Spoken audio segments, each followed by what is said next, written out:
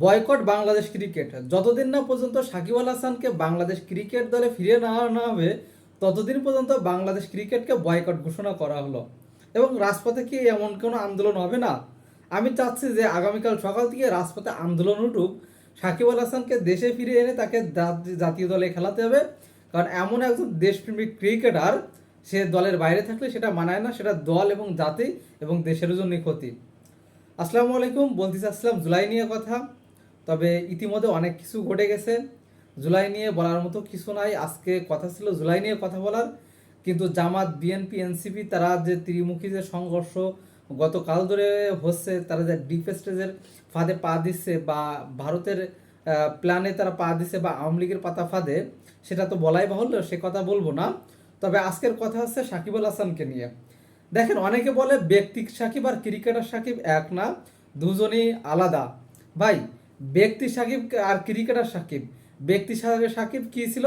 স্বৈরাচারের দোসর ছিল এবং স্বৈরাচারের একজন সহযোগী ছিল, একজন এমপি ছিল। আর ক্রিকেটার সাকিব, সে দেশের হয়ে খেলা করতো এবং সে দেশের প্রতিনিধিত্ব করতো। সুতরাং ব্যক্তি সাকিব আর ক্রিকেট সাকিব দুটা কেউ আলাদা নয়, একই ব্যক্তি এবং দুটাই দেশকে কি করতো, সার্ভ করতো, একটা ক্রিকেট মাঠে আর একটা সংসদে। তার মানে সে দেশের হয়ে কাজ করতো। সুতরাং ব্যক্তি সাকিব আর ক্রিকেট সাকিবকে আলাদাভাবে দেখার কোনো সুযোগ নাই।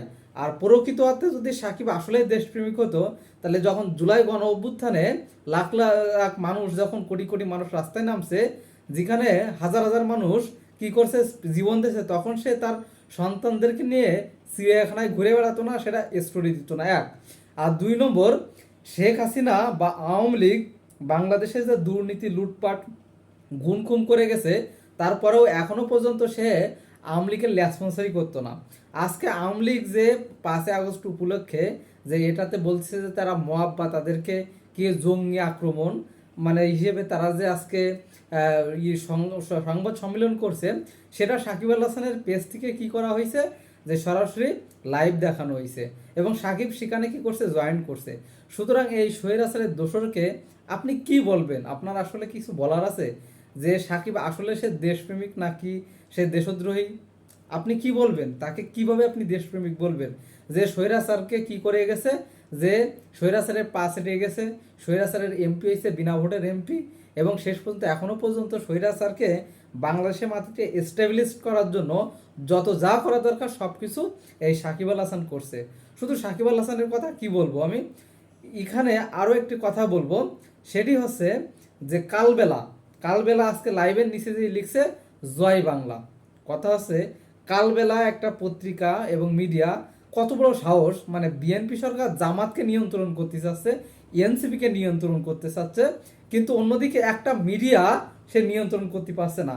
আর সে কিন্তু জানে না যে বিরোধী দল যে জামাত বা এনসিপিকে সে দমন করতে পারবে আজকে না হোক কালকে, কিন্তু এই মিডিয়া দমন করা কিন্তু খুবই টাফ ব্যাপার।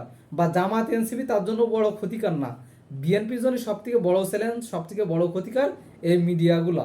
কারণ এই মিডিয়া ভারত মিলে যদি এদেরকে আটকানো না যায়, তাহলে বিএনপিকে 5 বছর শেষ করতে দেবে না, তার আগে ক্ষমতাতে নামাবে এবং এখানে আওয়ামী লীগকে আবার পুনর্বাসন করা হবে। সুতরাং তারেক জিয়া সরকার কোন বুদ্ধিতে, কার বুদ্ধিতে কিভাবে আসছে আমি জানি না।